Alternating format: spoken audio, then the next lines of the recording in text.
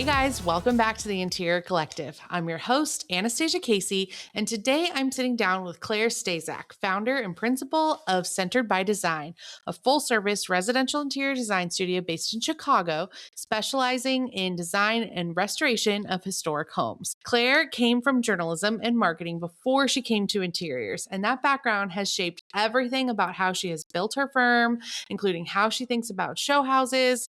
Most designers treat show houses as a client opportunity, but Claire treats it as a brand investment with a measurable return. She has done both local and national show houses and built a team that helps make it all happen. Her work has been featured in Arc Digest, House Beautiful, Domino, Lux, and the Chicago Tribune. She has a studio and showroom in East Lakeview, a second design annex in the North Shore, a wallpaper collection with Isidore Leroy, and a debut book slated for fall 2027. Today, we are getting into the real costs of a show house, the brand partnerships that make them financially viable, what local versus national show houses actually produce for a studio, and what every designer should be thinking about before they say yes to the next one. If you are still the one holding your projects together, there is a better way. Materio is the project delivery system built specifically for interior designers. One connected workflow from concept to handoff to billing. Interior Collective listeners get 50% off their free month at getmaterio.com. Hey, Claire, welcome to the Interior Collective. I'm so excited to have you on the show for a very hot topic of grand mystery. We are talking show houses today and also a lot of exciting projects you have in the works. But thank you for being here. Thank you for divulging all of this very proprietary information you have on big, scary show houses. You are welcome. And thanks so much for having me. I am such a fan of the show, and I thank all the designers who have done episodes before. I enjoy listening all the time. So thanks for having me. Thank you for listening. I'm glad to have you answering questions now. Okay, let's dive in with a quick snapshot of the studio, where you are now. How is it structured? What does your team look like? And sort of what does your role in that look like day to day? Sure. So I would call myself creative director and owner. And then I have we've worked, it wasn't always like this, but we've worked over the years to kind of have two design teams where there's more of like a senior designer and a junior designer project manager. And then I have a full-time sort of business marketing manager and then a part-time social media. And then we also we work with a wonderful organization who does all of our bookkeeping and procurement, but they are out of state. So, I'm still talking to them quite frequently. And then we'll, have an intern, here and there as well.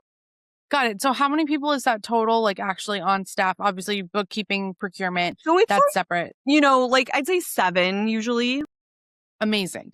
And are you willing to share who your bookkeeper and procurement team is? Totally. Big shout out to Business by the Book. They are in Georgia, and Sherry and her daughter Morgan, I think, co-own or run the company together. And I have used them since day one and absolutely love them and their team. That is amazing that at a team of 6 or 7, you're still outsourcing that. That is like already a very hot tip, and we're on our first question because I don't hear that a lot. I hear that a lot for someone who's just starting. I've always outsourced bookkeeping. I truly hate QuickBooks so much. So, but I more recently they added procurement to their services, and it took me a long time to get there. But because I trust their team so much, it was an easy transition, and it was really great for my team because it's really sort of streamlined how we work. And then, all that information living with one team member is really hard when there's turnover. So I do feel like in a way it's like added security for the business. Such an interesting point, Claire. Thank you for sharing that. Okay. And then as a firm, how are you handling billing? Are you flat rate, hourly, a combination? How do you send out your proposals and what does that look like? One of my favorite topics on the podcast. I feel like this is always a work in progress, but we are hourly and we do proposals up front with a range of hours and an hourly scope. There are projects that I will consider negotiating flat rate when I'm sort of approached by the client with that. And I kind of look at some calculations like loosely by square foot just to make sure I'm not totally missing the mark on what I feel like is kind of baseline pricing. But yeah, more often than not, we're hourly. And we do some flat rate consultation. Amazing. Thank you. Okay, so you have really niched down to historic home renovations, specifically in Chicago, which is my favorite architecture city. Aw. My two sister-in-laws live there, and I am just obsessed with Chicago. How did you develop that focus? And at what point did you really lean into it as the studio's sort of defining expertise? Such a great question. I feel like there's a lot of ins and outs to that story, but to kind of try to summarize, to take it back to the beginning, part of the reason the company is called Centered by Design is because I was always teaching yoga part-time in my professional career. I love yoga. It centered me.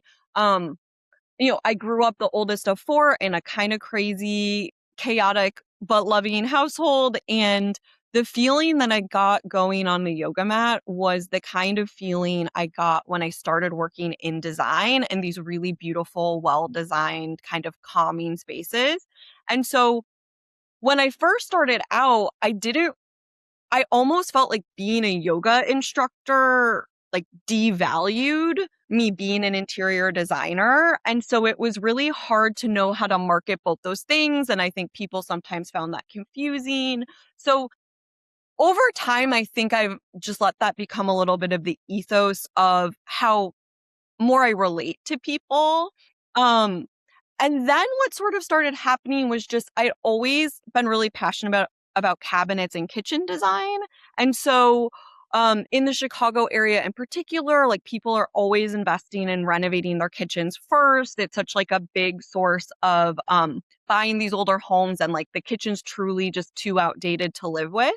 So it sort of started there. And then I think just organically as the business grew and I could choose more of the work that I wanted, I am just personally so inspired and drawn to old things and old buildings. And we decided to sort of niche in that direction because it started to really work for us. So you have well, I hope I get this correct. You have a studio and a showroom on Lincoln in the city and a design annex on the North Shore. Can you explain the difference between those spaces, how you use them, and how you think about the physical space as a part of your brand strategy? Totally. So, yes, we currently do have two studios. I'd lived in Chicago for a long time and had our office, in like Lakeview, Lincoln Park, for those who are familiar with the area. And it's not really a showroom. It's more just a working studio, but it does, obviously we have our clients there and there's a lot for people to see in terms of, cabinet design or kitchen. We have all our meetings there. And then I moved up to the North Shore and it was partly just personal, like the commute is a lot. I have team members in both places, but primarily I just saw this empty storefront. That's where I'm sitting today for those of you who might be watching the video. And um it was empty for 9 months, and I just kept kinda walking by and saying, "Why is no one doing anything with this space?" We had just moved, and didn't have it in me to take on, something else, but then the months and months later, it just made sense to kind of have our name on the window. It's right downtown. I saw it as more of a marketing investment and a way for me to not have to commute as much, and then there's also a basement here which houses, all of our cool antique finds and things that we were running out of room for in the Chicago location. So, um, I do think eventually, like, we will start to probably move the business up here just because I have little kids and it's kind of too hard to be in two places at once. But for the past 2 years, it's worked really well for us overall to have both spaces. And so, with both spaces, is your team remote and they have the option to come in? Do you have everybody in the office? And when y'all need to be on a call, you guys are just on calls together at both locations? How do you manage having teams in different places without really being a remote team, that's spread across Yeah. the country? That's definitely the most challenging part, but I will say most of my team has been with me for a while, so that for sure helps. Everybody's quite independent. And we do have a lot of flexibility to work from home, but we sort of have a schedule where we're all together one day in the city, and then sometimes certain people are up here with me, and then sometimes certain people are together in the city. And so we've kind of made this alternate type of schedule that works. I will say we do miss the collaboration of kind of all being together multiple days. And I am actually opening some additional space here, actually above where I am now, so that we can all be together more frequently. Okay, a couple other follow-up questions about this because I think that it's becoming more and more common that a principal is maybe just relocating for more space, whatever reasons that they're at kind of the next phase in their personal life, and they're battling with, okay, but my team's all based in the city. Like, how do I make that happen? For context, how far of a commute is North Shore into the city for people listening? Yeah, well, it's like I'll say a couple things. First of all, this spot is right off the train, so although probably all my employees could take the train, no one does right now, but it is very convenient. The actual commute in a car could be anywhere from 40 minutes to honestly like an hour and a half if traffic is bad. Um, but part of this impetus is that my team, I think, as many of them have grown with me, are sort of getting to that next phase in their life as well. And so I don't have a lot of younger team members living in the city. A lot of my team sort of lives on the way here. Got it. And then last question, when someone's thinking about potentially a second location, even if it's still in like generally the same geographic area, do you have like double sample libraries or you're pulling all samples from the city office because that's where most of the design work is happening and you're mostly reviewing where you are? Like, how does that work? And should someone be planning that, like, yep, I literally have to double everything? Think you have to plan to double everything. We have we have a much smaller collection of samples here at the annex. W- For me, this was much more about becoming a part of this community, A, that I live in, B, for sort of the marketing angle, for the storage angle. And also we do some pop-up sales. So like we're part of the summer sidewalk sale and we do a holiday, like a month at the holidays just to meet people. And that's been a great source of leads. So it's not really functioning as like a full second studio. Mhm. Okay. Thank you for the perfect pivot to our next question. You came from journalism and marketing before design, which I've already heard so much of in this conversation as you're thinking about how to best utilize your space, how to leverage it, how to correctly categorize it in the budget, that it's not strictly just rent for an office. It can be marketing budget as well. How much of that background has shaped the way you've built Centered by Design as a brand rather than just a service business? Think it's kind of influenced every decision I've made. I think it's just naturally who I am. And so my brain just works like that. It's just always sort of, what's the angle on this? Like, what's the opportunity here? I love that part of running a business. And so I'm always sort of thinking about collaborations and marketing and not just design. I don't know. It's just how I'm wired. And so I think early on, I transitioned careers. I did go back to design school and studied at a local community college. And I started a blog at the same time. And it wasn't super strategic. It was more that I enjoyed it, but I also realized like there was some SEO stuff that would probably help. And I, I knew from reading other blogs because, this was way after the heyday of like all the OG bloggers, right? That like these were a good business tool. And I think it's just always been at the forefront of, starting Instagram maybe sooner than the average Chicago interior designer. So originally, you know, I would talk on design panels about how to grow your social media instead of like how great my design projects were. And so it kind of this just I think inherent to who I am, how the business built, and because I love connecting with people, I felt like Instagram was, and still is a great tool for people to get to know who you are. If you've been running your firm for a few years now, you've probably got a system in place. And I do use that term loosely. It's going to be a mix of apps, some spreadsheets, maybe a project management tool that was close but never quite right. And you are still the one holding it all together. But here's the thing, most tools were not built for the way interior designers actually deliver projects. Materio was.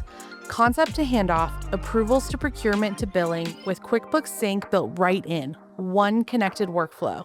Interior Collective listeners get 50% off their first month at getmaterio.com. Free for 14 days, no credit card required. That's Materio, getmaterio.com. I'm so fascinated by the lived experience you have of those early days panels. We're talking to other designers about how to grow your Instagram. In hindsight, do you feel like speaking to other designers helped grow your following and helped like really cement your name in the industry?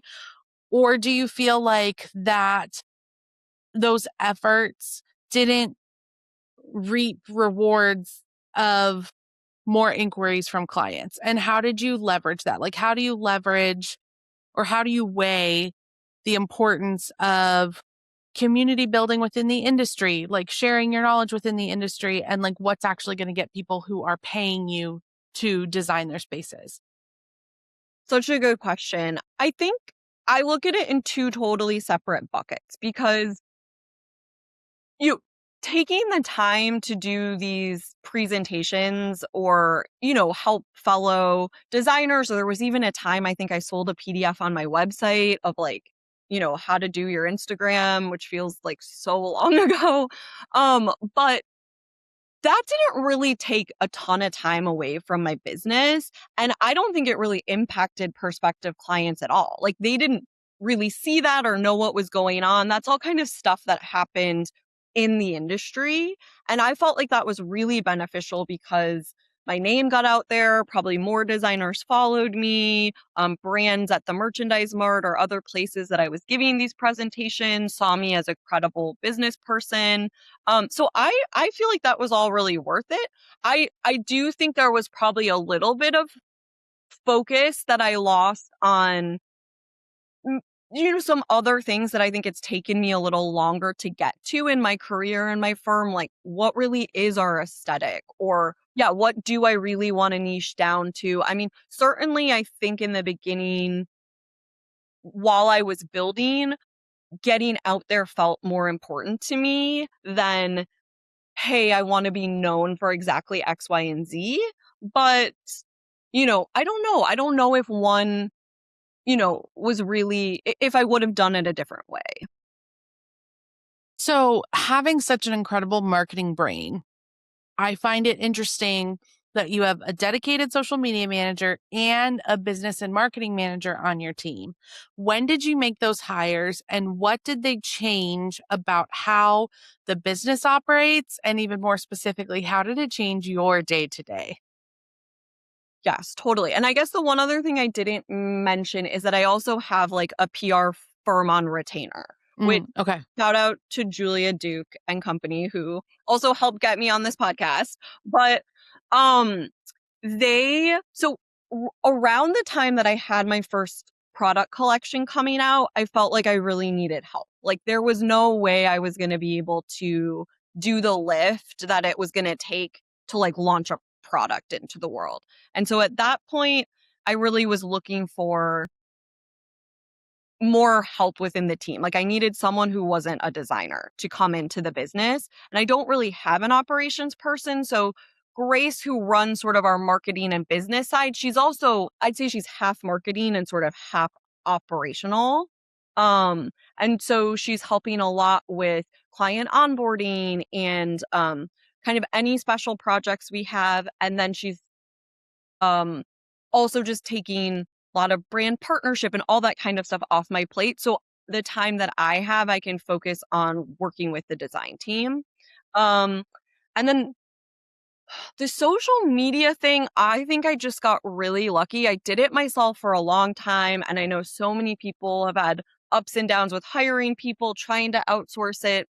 We had a client who took the best pictures of her own reno when we were working with her, and I just kept thinking, wow, these are like just as good as what I'm doing. And it turned out that she had a background in social and marketing, and she had left her job to stay at home with her kids, and she came on and has forever been a part of what we do at CBD. And it just worked out really well for us because we know each other, and she can, kind of help make it happen. So that, I think, was a little bit of luck, really finding the right person. Okay, fantastic. I want to dig into that a little bit further because I just hear from so many of our clients that they're like, uh, I've brought on a social media manager onto the team, and they're a client's kid who just graduated, or it's someone who has had experience for a couple years somewhere else, and they just want to do all these trending things, and like it doesn't feel like me. How have you been able to maintain your voice and like the level of aesthetic that you're known for while investing even if it's part-time, a salary onto someone without having to feel like nothing gets published without you having to have sat there and like held their hand and been like, okay, this is what we're posting next? Yeah. I mean, it definitely takes time. I would say it wasn't this easy in the beginning. I do still look at every single thing that gets posted before it gets posted, but I am not hand holding. I do still write every caption or rewrite every caption. So there's certainly still a great amount of involvement, but there is a level of trust that just builds over time when your person knows the business. And, you know, Whitney comes to photo shoot. She experienced what it was like to be a client of ours, which I know is rare probably for most, but I think just bringing that person kind of into the fold as much as you can is super helpful. And I think just like as a designer, we all have such a creative vision for our projects. You have to have a creative vision for your brand. And so I think that's just something that I try to go with my gut and what feels good to me. And if it's not resonating with me, then like I'm not gonna do it. So I think it's not the best, I feel like, advice, because it's just sort of you gotta work hard at it and you gotta stay true to your vision. And I don't think there's any other magic bullet. Yeah. For a designer who has so far been growing primarily through word of mouth and referrals, what is the case for approaching visibility more strategically from the beginning? What advice do you have to someone to be actively seeking out opportunities instead of just waiting for them to come to you? I think there's so many ways to do it these days, and I don't think Instagram is the only answer. So I think you need to investigate what you're truly passionate about. Like, would you be better in doing long form and starting a Substack? Do you like love giving people shopping links and like you're a little more naturally like always shopping? Like I never give links and I never did like to know it or that, not because of a principle of like I don't give away information. It was just I didn't have really time for that. It was like I'm much better to just like give some advice or like a little more of like a how-to girl than hey, here's like 10 things that I bought. But like I follow so many people and click on their links all day long. So I think you just have to really look inward and think like, what can I be passionate about? I was just happened to be passionate about Instagram because I was such a visual person. And also for those listening, I mean, I by no means have like a massive following. There's so many people who I feel like, just blow up, or I don't know what magic they're working with the algorithm, but you know, this was just a steady sort of, this is what I like, this is how I like to connect with people. And at some point, once I had more help, then we would coordinate like, okay, we're going to do a blog post and we're going to connect that to the newsletter. And then we're going to think about that with how our Instagram goes. And then we're going to pin the blog post. I mean, it's all pretty elementary in terms of strategy. It's just actually getting it done. Totally. It's just the execution level for sure. Okay, Claire, let's get into the meat of today's episode. I want to talk show houses. Before we get into the super specifics, can you share which show houses you have participated in, both on a local and a national level, and what made you say yes?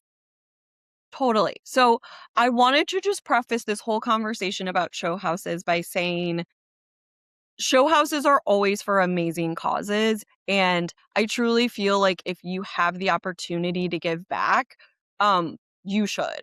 I think there are a lot of times when we're starting our businesses that we don't necessarily have the capital to just, jump into these very big projects. And so, everything that I'm saying sort of comes from the place of someone growing their business who needed to do it strategically and didn't necessarily set aside $50,000 or $100,000 to do a show house. But I love supporting them from the charitable point of view. And I was lucky enough. So up here, there's a well-known regional show house that's called the Lake Forest Show House, and I've done that twice. And then I was asked to do House Beautiful's whole home and got extremely lucky because it just happened to be in my backyard at the time. So that was in Hinsdale, Illinois, but often designers are doing that out of state. And then I have been asked to apply for Kips Bay, Dallas, and Palm Beach, but I have not done those yet. And we can kind of get into why. But that's my show house experience thus far. Okay, fantastic. That's a nice range that you can walk us through. How do those local, so I think you said the Lake Forest Show House versus the national ones like House Beautiful, how did those experiences differ in terms of cost, your financial investment, visibility, and what they actually produced for the studio? Because I feel like this is a whole conversation I've had on the show many times of like people weighing, oh, do I wait for the national press or do I keep sitting on this project to show the images or do I just go local? And 9 times out of 10, people tell us it's amazing to have that feather in your cap for that national press, but I actually got the inquiries from the local press. So does that theory translate into show houses? How did that look for you? Let's start with the first question of terms of cost, the investment that your studio is making into them from the local to the national show house perspective. Sure. So I would say, like, at minimum, you want to have $50,000 to do a show house and do it well. Um, I think it can really vary based on the size of the room you get and sort of the brand partners that you have. My understanding is that Kips Bay costs well more than that. So I think that sort of being, the top echelon in the industry. Um, and, if you're going to sponsor the whole kitchen, of course, that's going to cost more than 50 grand. Um, both times I did the Lake Forest Show House, I did, a manageable size room with multiple brand partners. And I'd say I still spent, probably close to 50,000. So you need to be quite savvy and strategic. And I think, many brands are excited about show houses and want to work with you. So it's a great way to start a relationship with a brand. Visibility, when we're talking national scale versus local scale, local scale, what did you experience the reach and visibility of the local versus national for your particular studio? Yeah, so I think this conversation's always really interesting too. And I sort of approach show houses in this way that it's not really about getting clients. Like if you get clients from it, that's great. If people know your name around town, like that's wonderful.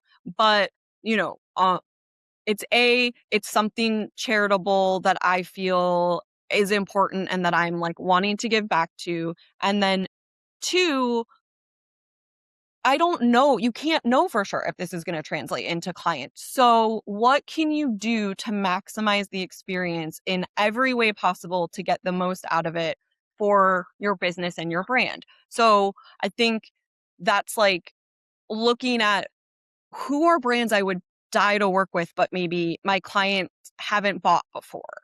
Or, um, how do I want to design this room, not just for the aesthetic that we want to show, but like obviously to wow people, but like maybe picking one hero thing. Um, so for instance, in the Lake Forest show house, we had the opportunity to work with a French wallpaper company. And I had a friend who just happened to know the owner and said, hey, they want to give designers wallpaper. I didn't necessarily need to use their wallpaper in the show house, but I saw it as a great opportunity to show them what I could do with their product. And this particular company, and this is just kind of an example of thinking a little differently. Like this company, which is called Isidore Leroy, which was who I have a wallpaper line with, they customize printed paper. And so one thing that I learned while working with them, and this was back maybe 3 years ago when we were starting to work on this project, was a lot of people in France only wallpaper one wall, like a panoramic wall. But in the US, we almost never do an accent wall anymore, and you want to wallpaper the whole room. But that kind of looks funny when you've got like the same panorama on four different walls. And so with their team, I kind of really got in there and I was like, hey, well, could you like add an Eiffel Tower? And can you, like shift some of this so that like each wall looks different? And it ended up, becoming this design collaboration. And because of the type of company they are, they were able to do that. They had the artists come back in and like add something. And it just got such a fantastic response. And I don't think when I entered that, did I think, like I'm going to get a wallpaper line out of this experience. But I think when you are like just really looking for ways to be creative and make these partnerships work, then something really cool usually kind of percolates out of it. Wow, what an incredible story. When you compare Lake Forest with House Beautiful, do you feel like finding partners, finding sponsors was easier with one of them? Because it's my understanding that there's certain show houses that you have to work with the partners that they are providing you with. Correct. And House Beautiful, I mean, honestly, they made the process incredibly easy. And I was, again, very lucky to be local. I think it's just easier when you're local. I knew the builder who they had brought on for the project. And then they had a whole list of people that you had to work with. So it was very streamlined in that regard. It was also, somewhat limiting, but not in a bad way. It definitely made for a faster process and there was still a good amount of creative freedom. So that show house really, in my opinion, did not cost a designer very much to do. It's obviously much more of like a hand-picked experience, and so I think you're very lucky to get the opportunity. Fantastic. So, okay, I think we've talked about show houses here on the show like one other time, and then we've talked about it twice at design camp. And I've heard in all three of those conversations that it happens really fast. It's like a really fast moving thing. How far in advance do you start planning a show house, and how do you balance that workload with your client projects? Yeah, that's a great question. I mean, they're always kind of a sprint, and I think if you're gonna commit, you just have to be ready to know that you kind of need a team member or at least half a team member, like, fully on that project. So, that's what I would recommend. I think if you're slammed and crazy busy, like you probably can't take on a show house. I mean, you've got to carve out a little bit of the time for it, or you maybe need to bring someone on temp to help you. I think it definitely depends how big. Again, I've heard from my friends who have done Kips Bay, they needed like a full-time employee to manage that process out of state. So certainly got a plan for it. Who on your team specifically owns that show house work? Can you walk us through the creative division when you're working on a show house? How much are you spearheading all of the design versus someone else is just executing the drawings? Or is this something that you're like, I really need to focus on our client projects, and so I'm going to delegate, the bulk of the ideation to the team and I will help refine? How have you found a good working relationship when it comes to just kind of fitting that into the schedule? Well, I've definitely found the show houses to be like really fun creatively for me. So I think, and I'm like my team, we really like to kind of get together and collaborate. So I will say, like, I try to involve everybody because I want it to feel like a special thing that everybody is a part of. And so we definitely start with like the full team and like a full concept meeting and like, what's this going to be? And let's throw around all these ideas. But then I would say really me and Grace, like who is more to operations marketing, own that project. And I have different team members stepping in where their skill sets are best. So like someone's going to do all the cabinet drawings. Um, Someone's going to help me really refine the fabrics and the finishes. But because so much of it can be partner focused, Grace and I are really working on like, okay, I'm kind of like, this is the overarching concept that I love based on what the team came up with all together. And now we got to go out and figure out like what's going to actually work out to like make this happen, you know? So, So show houses require designing a space that's going to perform well for an audience rather than a client. And most of the time, it's not usually designed for a specific person in mind. How does that change your creative process? How far are you pushing it? Are you finding you take more risks? Or are you like, hey, this is my opportunity to have a very wide net, and so I'm actually going to scale back on some of the risks because I need it to be more mass appeal? so funny. I laugh because we pretended like we designed our last dressing room for Harry Styles. And we were like, he was our muse. I would say we definitely try to push it. I personally feel like this is not the time to play it safe. What gets photographed gets seen, and just what gets photographed is often so entirely different than like how people experience a room. Now, I think it's still really important because a show house like the Lake Forest show house, like thousands and thousands of people walk through that. Whereas the House Beautiful show house was really more about the photography, and not as much about people coming through. So I think it also depends, kind of what type of show house you're doing. But for local show houses, I think where people are going to be walking through, I think you want to give like the most elevated version of yourself, because I think people are expecting to be wowed and they are expecting to see something a little different. And when you're going through all these different rooms, if yours really falls flat, it almost like falls worse. But don't go so crazy that you don't feel like yourself. So I want to back up a little bit. You were so generous to share, like, I think 50,000 is like the minimum you need to have set aside to be able to say yes to this.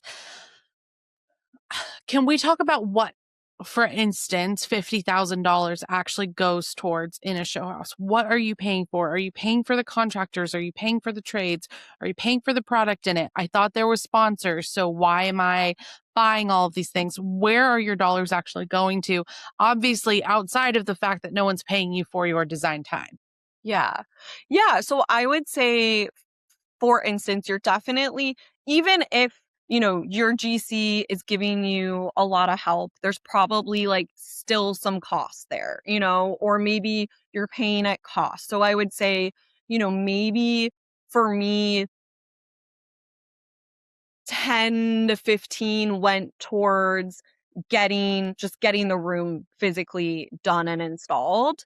Um, I would say there are just some pieces that you can't get donated, or things that we wanted that I ended up just buying vintage and recovering, or it's getting down to the wire and you just don't want to ask for one more favor. So you're like, I'm just going to buy this. So I would say, maybe you're able to get by with like 10 to 20 on furnishings and drapery and other things you maybe can't get donated. And then, there's just even paying a photographer to capture your space. There's paying a stylist to do flowers. There's travel. There's different things. So I think even if you get so much donated, you have to think about just all the little stuff. Like, are you going to have a food budget? Are you going to have a travel budget? Are you going to photograph it? All those additional costs too. Okay, let's talk photography because I definitely, and I'm sure I'm not alone, I'm under the impression that like, oh, House Beautiful shoots their show house. So like why would I have to pay for photography? What do we need to know about like photography licensing rights when it comes to the show house? And why would someone say it still makes sense for you to shoot it yourself? Totally.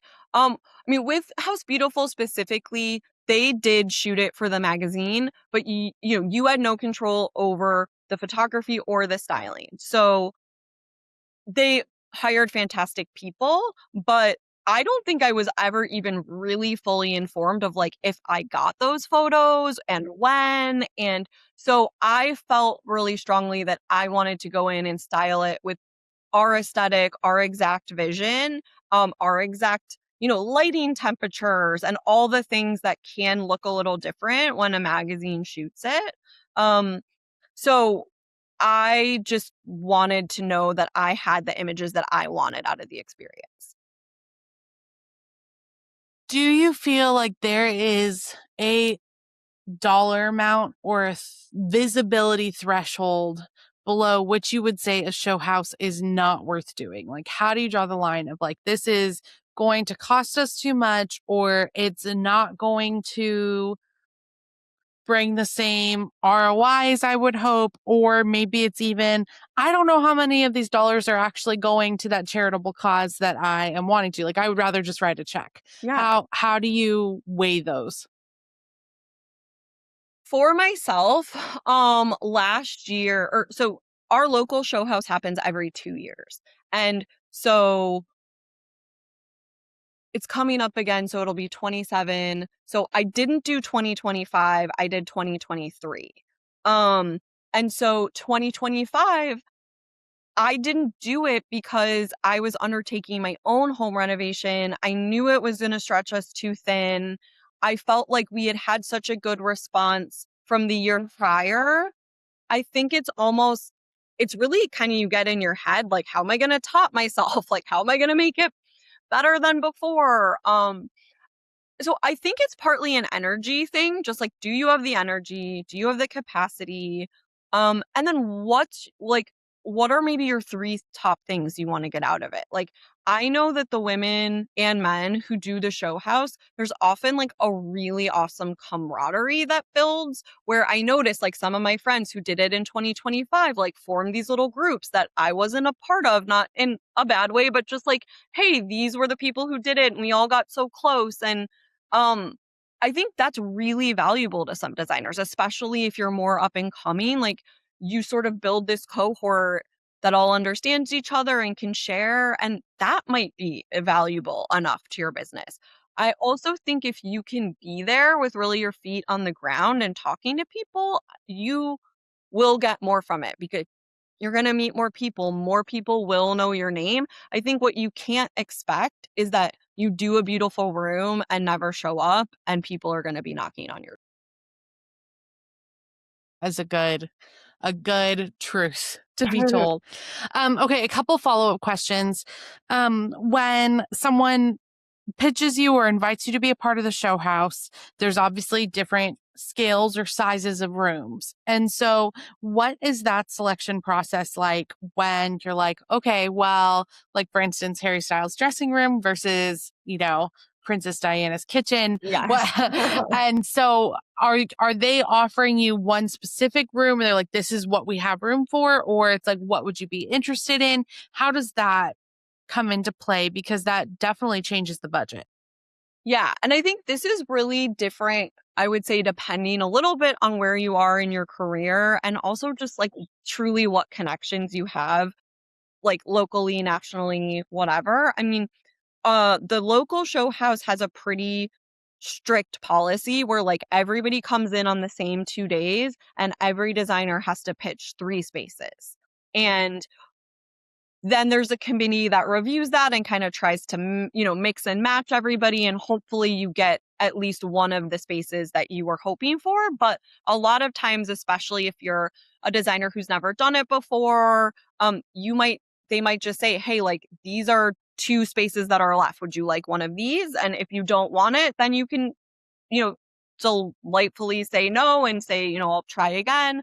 Um, there's a little bit, I think, of an expectation of a bit of like working your way up and putting your time in and sort of, doing a smaller space. So when I did my very first one, which I think was back in 2017, I did a hallway. You're not going to come in as a new designer and get the living room. It's just you got to know that. Um so I think as you do it, as you put in your time, as you know more people, then you can, if you really want something, I think you're in a better position to go in and say, this is really what I'm gunning for. I want everyone to know. I know I might not get it, but I'm going to be pretty vocal about saying, like, this is the room that I want. And I'm really hoping that you give it to me. Want to also talk about photography one more time before we officially move on, because when you are bringing in these partners, these vendors who are providing product, and you are choosing to bring in your own photographer, what should you be discussing with your photographer with the assumption that you have to give these images to your partners? Yeah, so definitely good to have an upfront conversation and contract with your photographer. Often, photographers will charge you additional fees to basically, be able to, so you can own those image rights. And I think photographers understand show houses. And so, I think if you're working with someone who's done this before, they understand that these are going to need to go to brands. And so I think they're going to be willing to work with you on those rates. I'd also say just I've gotten my best portraits at a show house. So it's always really nice if you can kind of work in a portrait or two into your deal, because usually the rooms are just, so pretty and they're not in a client's house, and you can, get a nice picture of yourself that you feel good about.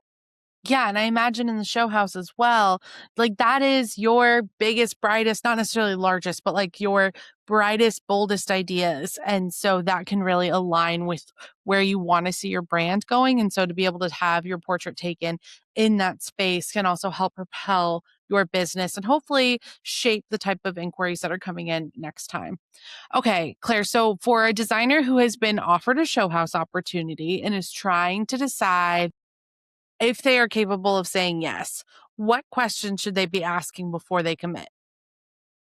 I think definitely you should be asking, kind of what's the onboarding process like? Is there sort of like when's the official start date where I can start work, and when is the official end date when we need to be wrapped up, so that you really know what the time window is that you're going to have to work within, and if that feels reasonable for you. Um I think you should, be asking if there are any sponsors that are willing to give free product, free labor, like you're interested in knowing kind of all of the above. With our local show house, they give a list of sources where these aren't people who necessarily have said like, I'll sponsor the whole show house, but they are interested in designers contacting them directly. so they can decide who they feel is a best partner for them. So think, asking for lists like that, even helping a local show house develop a list like that would be so valuable, I think, for them and future designers. Um, I would ask if they do any photography. Often, if you're not sure who could photograph it, they'll have people who have photographed before that. Um, I've seen a lot of times with show houses, certain photographers, they'll come in and do like 10 designers' rooms so everybody gets a better rate because this person's going to be there for 3 whole days. And so you can kind of jump on the photography chain, and without just totally bringing in a separate person. Um, I think those are all really important, along with my experience with most local show houses. You're kind of doing the work yourself. I think with some national ones, there's a contractor and you need to be prepared to pay whatever they say the rate is for X, Y, or Z. So that's very important when budgeting for those really big national show houses. Okay. Speaking of national show houses, before we move on, you told us we'd get into it. Why have you not yet said yes to Kips Bay, Dallas, or Palm Beach? Okay, so this has been a journey. I think it's so hard, like you said. I mean, everybody wants the feather in their cap. Everyone wants to feel, wanted and important. Um and it's definitely hard to say no, especially when, someone like Steele asks you if you might be interested. I think for me, I don't have currently any projects in Texas or Florida. And I don't even know if I could fully handle projects in Texas and Florida if I got 2 or 3 inquiries off the bat. Like, I have young kids, I don't travel that much. I hope at some point to be ready for that. And of course, like we do have out of state projects, but it's not like my firm is set up to be going all over the country. And so I just felt strategically for the business, it would be a big miss to put all this time, money, and effort into something that I don't have the infrastructure to capitalize on. And so that's my main reason. And I hope to be, asked back someday. But I think from my good friends who have done it, like, you just really need to be ready because there is a lot of press. And if you have one of the rooms that really blows up, I mean, you could be working in that state, very short. Wow. Okay. So smart, so candid. Thank you for that. I want to talk a little bit about your creative process with all projects, not even necessarily just show houses. You described developing a really specific creative direction for each project before the design work actually begins. Can you walk us through what that process actually looks like from that first client conversation? Yeah. Okay. So just to clarify, we're talking about how we do kind of creative direction at the studio. Yes. Okay. Yes. So we've definitely worked on this because what happened, just to backtrack for a second, like I used to kind of, we get inquiries and I would almost more like match them with the designers on my team that I felt were a better fit for that aesthetic. And it would be like, oh, this is a little more mid-century modern, like this team member is better with that. Or this is a little more traditional, this team member is better with that. And what one of my team members, Sarah, like helped me realize was this was just like creating further and further division of what our projects looked like versus, hey, like this is the CBD aesthetic. Everybody design like this, which seems kind of elementary, but honestly, it took really a while to figure that out. And so what we have kind of instituted within the business is that Sarah, who's my senior designer, and we meet at every large scale project, and we create a creative direction document for whichever team we're handing it off to, that has color palettes, imagery, information about the client. We do a series of surveys that we include. And so it's kind of just this more robust way to introduce the team to the project with me having a moment to really step back and then have my creative collaborator to be like, okay, looking at our portfolio, looking at these clients' wants and hopes and dreams, like, where do we see this project falling? Like, is it a little more like this end of our portfolio or that end of our portfolio? Like, taking more time to set that up in the beginning instead of just like thinking it's going to evolve along the way, I think has been a really good use of time and energy, because a lot of times I think we were just flying too fast through the beginning onboarding, and then sort of I was trying to edit on the back end to like bring it all together. And as we continue to grow, that was just getting harder and harder to do. Yeah. Okay, so let's talk about your personal project work that you've been working on right now, your own home, a 1920s Mediterranean just Yeah. outside of Chicago. It's a project that you have been working on. It's, as you said, helped dictate whether the 2025 local show house made sense for you or not. What has designing your own space on a more permanent level clarified about both your aesthetic but also your process? Well, I think it's definitely clarified. So this project, I think like all projects, as of course grown in scope. We bought a very old home that needed a lot of work.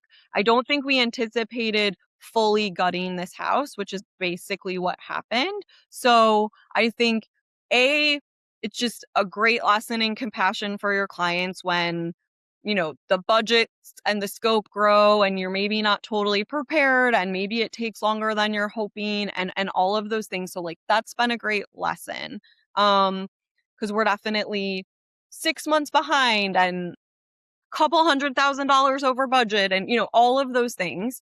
But our our firm almost always starts with the architecture and the cabinetry.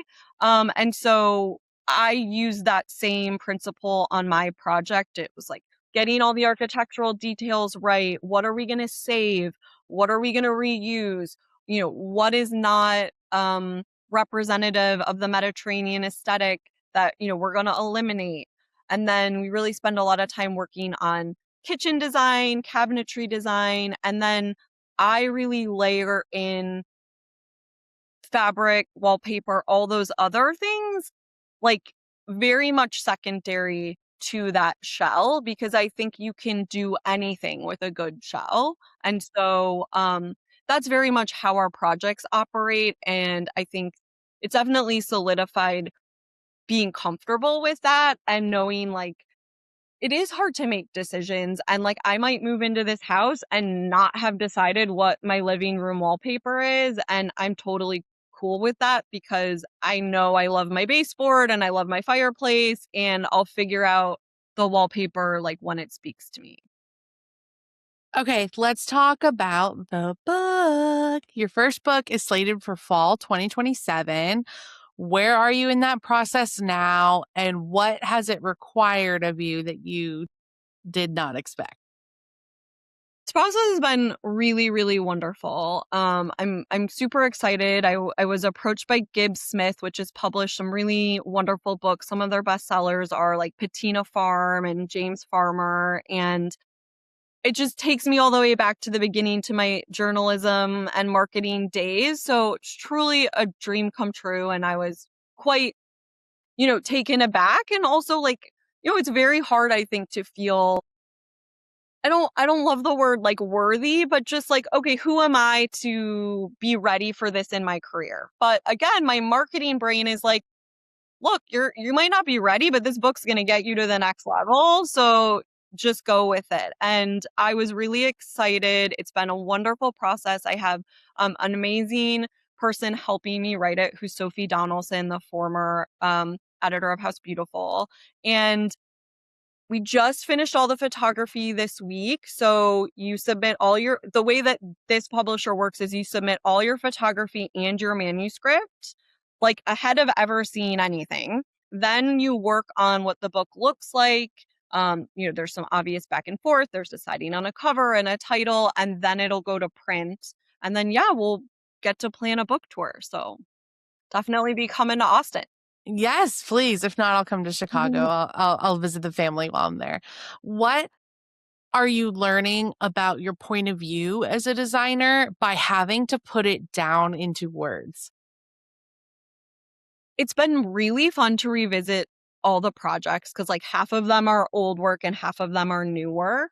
Um, Honestly, what's been most like wonderful for me is kind of exploring this, like you kind of do have to distill who you are into something quite small to get the point across. And so, I don't want to give away too much because like a little bit might have to do with what I'm hoping the title will be, but it's really interesting just you get to kind of think back of your whole trajectory as a person and what led you to this point. And I found that the most personally satisfying and kind of revealing in terms of what it says about our work. I'm trying to make the book something where, each chapter is beautiful, but there's some really great takeaways at the end about how you can work on both new builds and historic homes and bring this charm and character and old world appeal. So it's been fun to try to distill that into something that hopefully readers can, easily incorporate into their home. Okay, Claire. And then my final question on the show is always, what do you have up and coming for Center by Design that you are allowed to share? We heard about the book. You're working on your own house. Is there anything else we can hear about? Yeah, I would say we have this beautiful wallpaper collection with Isidore Leroy, and we're working on a few new launches with them. So they're one of the most popular papers has been a beautiful like marbleized inspired paper. So I think we're coming out with some new colorways of that and maybe a couple additional papers and some edits and new colorways. So definitely look for that. Isidore paper is like available direct to consumer. So anyone can go on their website and order or get help customizing. And then because we love kitchen so much, I'm really excited. We are doing a hardware collaboration with the brand called Art and Forge, which is a husband and wife team who are fantastic and really passionate about what they do. So I think by next year we'll have a little beautiful hardware collection with them. So exciting. And somewhere in there, you're having client projects as well. Yeah. Always fun, always exciting. And yeah, we have a really cool build in Indiana that's a super old house that I've posted a lot of befores on Instagram, and I think that one's gonna be pretty like epic when it's all done. So exciting. Thank you so much for your time today. I cannot wait to see what is next. Please let me know when you do have a show house that you decide to sign up for again so that I can come see it. Thank you for your time. This was super, super valuable and incredibly helpful, Claire. Thank you so much. Have a wonderful day.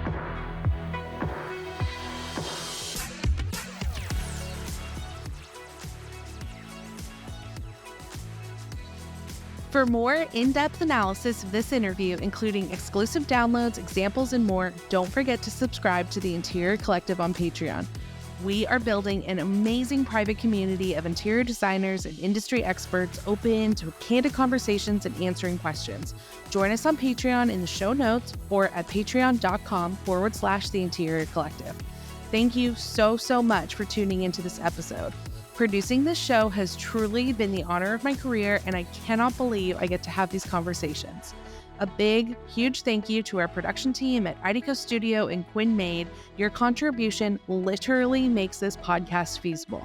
And the biggest thank you to you, our listeners. Your sweet notes, DMs, and reviews mean so much to us as we work to keep our show free and always accessible. Until next time, I'm Anastasia Casey, and this is The Interior Collective, a podcast for the business of beautiful living, specifically for interior designers. Visit materio.co to get started.